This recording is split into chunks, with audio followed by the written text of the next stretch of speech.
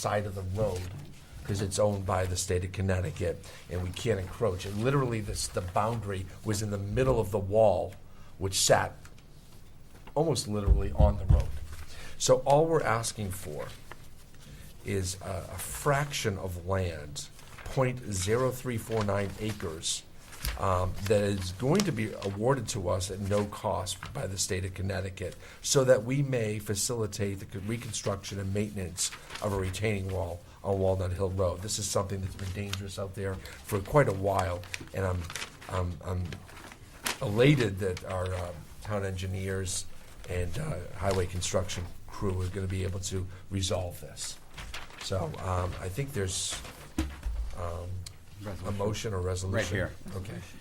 Resolved that the town of East Lyme will accept at no cost 0.0349 acres of land from the state of Connecticut on Walnut Hill Road to facilitate the reconstruction and maintenance of a retaining wall on Walnut Hill Road. Resolved that Mark Nickerson, acting in his capacity as first selectman of the town of East Lyme, may take any and all actions, including the execution, delivery, or acceptance of contracts, deeds, and other legal documents necessary to effect a boundary line agreement between the state of Connecticut Department of Energy and Environmental Protection and the town of East Lyme, shown on a map entitled Boundary Line Agreement Plan between the state of Connecticut and the town of East Lyme, Connecticut, prepared for the Department of Energy and Environmental Protection, state of Connecticut, dated 12/22/16, to be filed in the town of East Lyme land records. Be it further known that Mark Nickerson, as first selectman of the town of East Lyme, is authorized to enter into agreements on behalf of the town of East Lyme and is authorized to execute any and all deeds and documents necessary to consummate the transaction above contemplated. And further certify that Mark Nickerson was elected selectman and that his term, should be elected first selectman, and his term of office began on November 3rd of 2015. My term started. They used the term for They use the, selectmen yeah, instead of first selectman. yeah, it was one. I would be willing to second that and have the secretary make the appropriate correction. Yeah, from the date For the of, date. yeah. Okay. This term was December. Well, it was Pearl Harbor Day. Remember? December So 7th. it's December 7th of last year, 2015. So Yeah, we can you're right. put that in the motion, I guess. Okay. Okay. It's been seconded as amended. And Any- authorize the secretary to make the corrections on the Authorized, document. definitely. Any comments? I'll just Any note that questions? the planning commission went through it and recommended approval at the last meeting. That's in the packet. The amount of energy and paper involved in transferring a .03 acres so we could fix something is frustrating. Frustrating, but necessary, and that's the way it works, and that's the way the system is. So, any other comments or questions? All in favor, say aye. Aye. Any opposed? Any abstain? I do believe we're at that place in the agenda now where I can invite the Board of Education and public school representatives. I guess it's Mr. Newton, Superintendent Newton, to start us off this evening. We're going to get in discussion with Mr. Newton, we talked about what we should do here tonight as the presentation has already been delivered to us a couple of weeks ago, and I didn't think we need to reiterate the entire thing, but maybe a quick synopsis of what we saw before, and then allow us to answer questions, ask questions, and fine tune. Well said, exactly. I'd like to, got a few slides that I brought this evening just to kind of recap, especially for, our audience. Wasn't sure who we'd have here this evening, but let me first just recognize, Al Jakunski and Ken Viega, who are with us, our architect, and Ken from ONG, Dr. Hagan from the Board of Education, and Ray O'Connor is with us as well from the Town Building Committee. Let me also just say thank you to all of you. This has been a real collaborative effort, I feel, and a coordinated effort. We had an opportunity to have the tri-board meeting, which you were all part of, and our Board of Finance was part of. We've also had 2 community forums, so we had a chance to hear from some of our community members. Those went well. And that brings us to this evening and hopefully moving forward. So I will refer you to just this quick 10-page PowerPoint, which I'll go through rather fast. You've seen some of these slides, but let me just start with our design steering committee, because they've really been the leader of the ship, per se, in driving this process forward. A number of meetings that have occurred this year, outside of years also previous of meetings, and the membership, that's the representative membership that's been part of that group. On slide 3, the guiding factors. We mentioned these at the meeting that we had. Number one, assuring educational excellence, for all of our children. I've said it a number of times. Our board has said it. We've got great schools. We're proud of our schools. We're going to continue to provide and assure an educational excellence in our school settings. And updating our facilities is really going to solidify that. Which leads us to facility needs. It's no surprise to anyone, and I think anyone in our community, that our schools are aged and it's time to do some refurbishments. Student enrollment, we've talked quite a bit about enrollment. I'll talk about that in just a minute as a quick recap. And then also cost. Previous project costs have been upwards of $100 million. Mr. Nickerson and I had the pleasure of talking with an NBC 30 reporter today and talked about where it was and where it's gone. So looking at the mid-30 million mark is a good number we think is fiscally responsible. So next slide, on slide 4, just again a recap of our facilities, the age of our facilities, when renovations last took place, 76, 72, and 76 and for Flanders School, with Lily B. Haynes having some things done about 12 to 15 years ago after the new middle school was constructed. And I shouldn't call it new anymore, but when the middle school was constructed. So it just gives you a snapshot of the last time things were done. I know Mr. Jakunski kind of jokes about our windows sometimes at Nyack Center, as they've lived their life of almost 50 years or so. Next slide, enrollment. This was a big driving factor that we talked pretty extensively about, and we continue to talk about.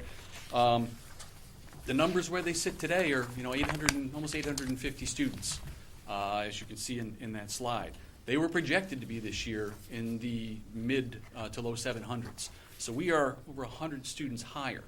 Enrollment projections were off. We're on the rise, and our new projections are showing for 2019 to 2027 to have projected numbers upwards of 900 to 1,000 students. I think we're better off, and we've gone back and forth between the 2-school or 3-school model. 2 schools, that worked for a lower number population of students. 3 schools works for a lower number or a higher number. So it keeps us safe in relation to ever having to look to reopen a building or build a new building down the road. So, and then again, the projections are showing those numbers to be going up. The alterations project overview. Just to quickly recap, you've seen all the specific information that we provided at the tri-board meeting. All 3 schools are focusing on those top 5 bullets. The air quality, handicap accessibility, improved security, not that our buildings, again, aren't secure, but improved security, especially at the front entranceways. Interior building finishes throughout the buildings, as well as electrical, lighting, and flooring and technology. All redone throughout the buildings. And then specifically for each elementary school, each school has some of its own site components. Haynes, for instance, all new front parking and entranceway for buses and cars dropping off. Flanders, for instance, a brand new roof, that's a need. In Nyack Center, the windows, which we've mentioned, as well as our gymnasium over there. So each school, again, has some specific both structural and interior needs, and you received that breakdown previously. Just a few additional points. These are alteration projects. We've said it. These are not renovate as new. These are not, it's not a build as new project. There are still going to be things in the future that we're going to need to address, whether it be boilers, whether it be piping. The contingency coverage for this project, the second item, we just for that reason, we have a high contingency on these. There is a 10% contingency for the conceptual design estimate, as well as a overall owner's contingency of 10%, giving us quite a few dollars to work with as necessary, because we will run into issues. We will run into things that are going to require attention that we're not thinking of as of right now. Reimbursement. through the good work of Al and Ken at the State Department, at our State Department meeting where we did an initial presentation last week, the space factors, actually, Al was able to kind of work with the State Department members and get those to allow us to have more reimbursement. We were initially looking at a $2.5 million reimbursement. Now we're looking at a $5.4 million potential reimbursement. So that's significant. That helps out. So we're happy with that. And Al can explain a little bit more of that if you've got some questions in a minute. The phasing components, 14-month project. Phasing will need to occur. We will need to move students throughout the buildings while construction is occurring. That's something that we will work out, and that would be the work of next year. And then redistricting as well. I mentioned there's an ad hoc redistricting committee that is working on redistricting the schools. It's the timing of that, and we've got to be careful there because we don't want to do that ahead of time before our projects are done. So that redistricting committee will be presenting February 13th to the Board of Ed with their recommendation. And lastly, actually two more quick ones. The timeline, we've got some checks next to everything that's occurred so far. And here we are at 2/1 February 1st for our discussion with all of you. And then we'll be looking to move to the Board of Finance and going from there. And then lastly, just more for our community at home, kind of just a very basic general scope of how the projects will lay out. Next year, there's no shovel in the ground. 2017-18 is a planning, design, schematic development, construction documents to the state time period. Bidding that takes place, all of that. Then June of 2018, not this June, but the following June of 2018, construction would begin. 18-19 school year, construction would continue throughout the year, as I mentioned, with the phasing component. And then the summer of 2019, construction would continue, heavy construction. So we captured both summers, 18 and 19, and then the fall of 2019, building alterations would be complete, and we'd be looking at entering our three completed altered buildings. So that's, again, just a quick couple minutes to recap you all. Again, I thank you for your collaboration with this, and again, our team is here. If there's any questions, we're happy to answer at this time. Terrific. Mr. Siri, you had your hand up first, I guess. Yeah. I think the presentation we had a couple weeks ago at the joint meeting was very good, really thorough. But some questions that were brought up, I think that we have to have some really good specificity moving forward to, town meeting referendum and so forth. And that's a lot of questions about specificities as to what happens if there's a change order. Who says yes to that? And to make sure it's not just, ooh, we have extra money, let's do this now, that type of thing. I saw some questions about that, so I think that's one of the questions that needs a good answer. And I think I mentioned this to you, Jeff, and I mentioned to Dr. Hagan, to Tim, I'm sure too, as many chances as possible to have the buildings open, obviously on a weekend, you don't want to when the students are there, so people have a chance, on a regular basis to walk through just to see the conditions of the buildings. This is, obviously you want them guided through, but just to walk through to where they can actually see the condition of the building. And I think they'd be very aware of the need that something has to be done. We're way past that point. And also, too, one of the things I think Al brought up, too, if we do come across some hazardous material, it is subject to reimbursement if that has to be reclamation and remediated, I believe. So I think those are things that people have to know will happen, that it's not going to add to the cost of the project because that would be something that you reclaim. And like I said, the public hearings. And the last thing, was just a thought for some space back. Tim, you probably remember this back when they did the middle school.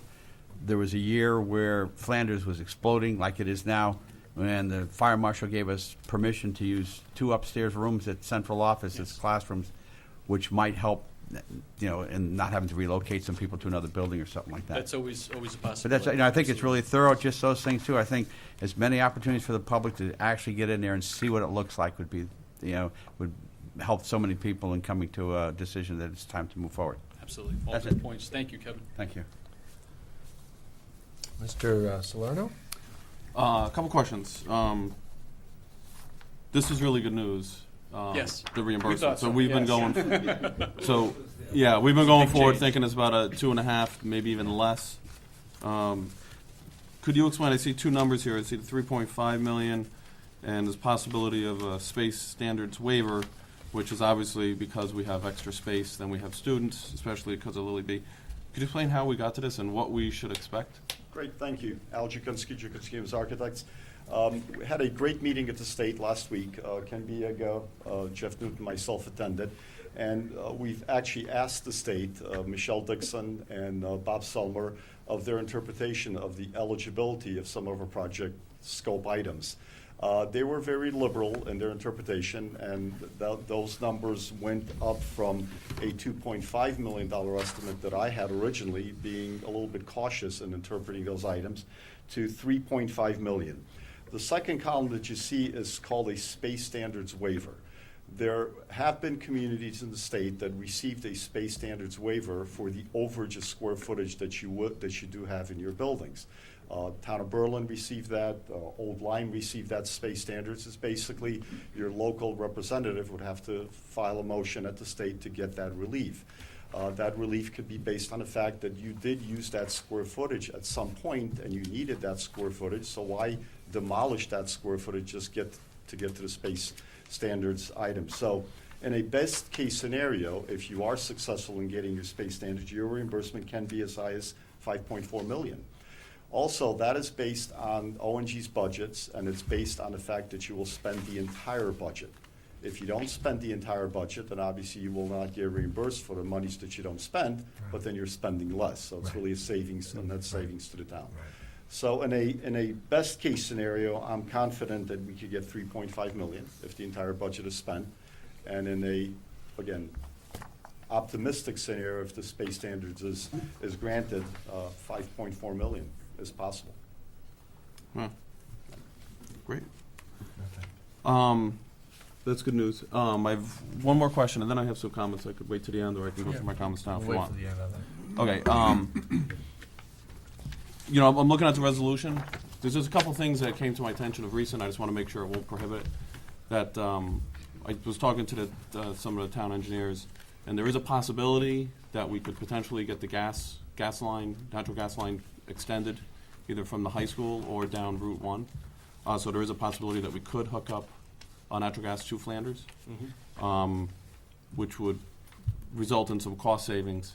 Annual cost savings is cheaper. We did it with the high school. I think we've realized some cost savings there. I've also talked to some experts in the field that know the boilers at Flanders, and they can be converted over. You don't have to replace the boilers. So when I look at the placeholders, you have a placeholder for like a new oil tank. So there probably would be sufficient funds if we were to have a change order to do something like that. I just want to put that out. I just want to make sure that you guys don't feel that's going to be restrictive. Because I think that if that possibility opens up, I think we should really consider that. Yeah, Mark, thank you. Yeah. Yep. Joe Vergall and Bill Shear both did mention that. We had an opportunity, Dr. Hagan and I, to meet with them, and they did bring that up. So that might be a very good idea. So we got to hold that in place as a possibility. Yeah. So Excellent. thanks for bringing that forward. Sure, thanks. I don't have any more questions. I have some comments at the end. Anyone else? Yes. Sorry. So during the progression of this, all three schools will remain open. Yes. And, of course, redistricting is on the table as well. Yes. Will any redistricting occur prior to the completion of the projects? Roseanne, I don't want to say no or yes to that yet. I think it's too early to say. My recommendation would be to wait and do redistricting until we absolutely know it's the right time to do it. I think we don't ever want to put the cart before the horse and end up, again, disrupting students would be the last thing we want to do. So it would always be my recommendation to wait and make sure we've looked ahead, we've done everything we need to do, hopefully within a building, and then redistrict. That's my recommendation. We're just not close enough yet for me to say yes or no, on that. I think that clarification on that would satisfy a lot of parental concerns, the upheaval of children being redistricted to other schools, and then also contending with construction at the new site they might be assigned to. So if it would be possible to keep all the children in the schools that they're currently in, it's one less upheaval during reconstruction. And the ad hoc redistricting committee has taken that exact piece into consideration, and they've got that into their plan, which will be presented on February 13th to the Board of Education. think Well, it's as far factored as that in. public comments that I am receiving, I'm receiving far more comments on the redistricting Yes. than on the actual reconstruction or Mhm. redesign. Mhm. Thank you. What was that? Mr. Daigle? Just a clarification, the actual estimated cost for the entire program is how much? Our meeting minute agenda talks about a cost of $35,825,240. The bonding request is for $37,500. So I just don't recall what was presented before, so you could clarify the actual estimated cost right now Yes, as compared to the bonding amount. yes. Before the bonding piece came through, it was the 35.8 million, but with the bonding, Anna, it turns it into the 37.5. That's the cost of the bonding? additional cost. Okay, that's fine. Cost of issuing the bonds and the short-term interest until we actually issue the bonds. We actually borrow money first, and then when we gather up all the money, and then we go to bond a bigger amount as we spread the costs over a 2 or 3 year period of construction. So there's interest rates, and then it's the cost of issuing the bonds, and that's significant. That's hundreds of thousands of dollars to issue bonds. $1.6 million. Thank you for that clarification. And final, just a point of knowledge that I don't have.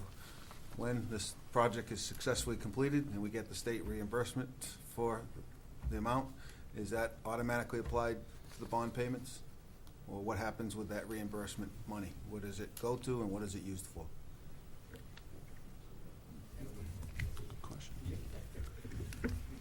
Actually, I'm glad you asked that question. Even though the application, which is the SCG 049, states that it's a grant application, this is not a grant.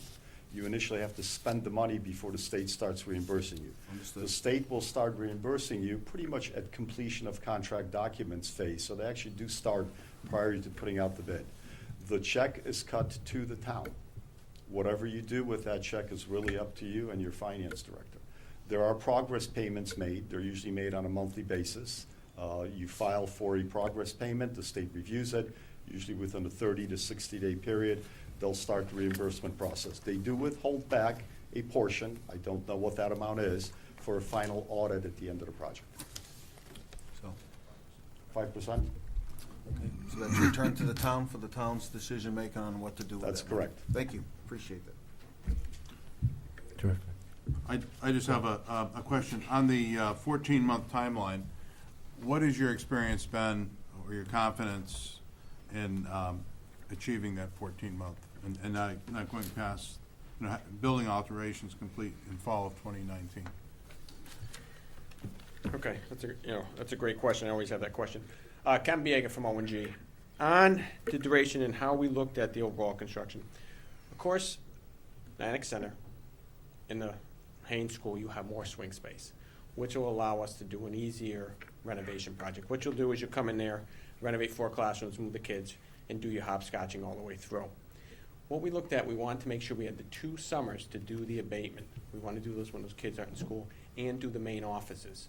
Okay, so how I looked at the phasing, we have enough time to work it with the 2 summers and working through the school year to get the operation done on the square footage.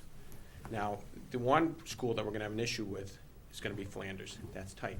So we're going to have to be a little creative over there, whether we do art on the cart, music on the cart, and use those as swing space. That's something I have to really sit down with Jeff and look at that closely. But that's, 14 months is doable for this operation with the phasing. That's not a problem. The other thing, Mark, you talked about was state funding. You approve it, goes into paperwork, goes in this June 17th. Your funds wouldn't be available to the June 18th, okay? So what that means is you don't enter into any contract, you don't start any construction until you know the funds are there. All right, so that's, your protection. You talk about the bus, you want to make sure the funds are there before you Right. sign any contract with them to start construction. Terrific. Does that answer your question? Yes, sir. There you go, okay. Anything else, Dan? Okay. No, that's it from me. Just a few comments. First of all, I have full confidence in this plan. I've been around for a little bit, and we were, many of us were here it was 3 or 4 years ago when a $100 million plan was presented to us. And it was a beautiful plan. And there's no way, I wish we could have done that plan. But given the economic times we're in and given the debt that the town already is maintaining, it was a plan that we just couldn't afford. And we went back to the drawing board twice now. And with the recent update with the NESDEC, and they should be very embarrassed. That's their business and their job in predicting how many kids are going to be in our system. And it's we had to rely on that. And after we saw the anomaly and the blip in the screen, we went back, and good for you, Mr. Newton, to go back and pressure them to do another analysis at their own expense. And sure enough, they came up with different numbers. And thank God we waited, because we could have been in the middle of a construction period right now for 2 schools, mothballing one, and only have enough room for about 700 kids, and we already have 850. So we're at the right place right now. There's going to be room for growth. There's even more room for growth than we're showing, because as the project learn, if that day ever comes that we're at 1,400 kids, there's space. There's space. There'll be construction. There'll be added expenses, but there's space. So I'm fully confident, and I've been around long enough and sat in plenty of these subcommittees and had conversations in parking lots and gotten to know the people that have been responsible for putting this plan together, and they have my full confidence. I don't want to cheapen this project.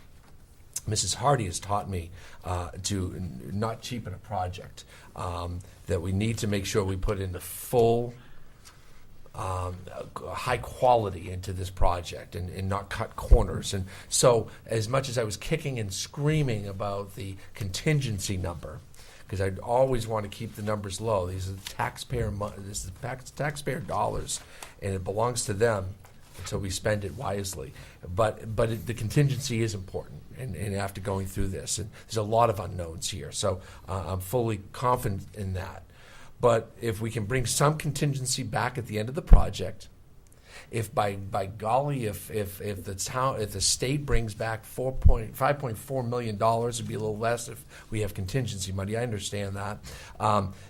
That's the cost of a new police station, just in the savings of this building project. So we might take that cash and go build.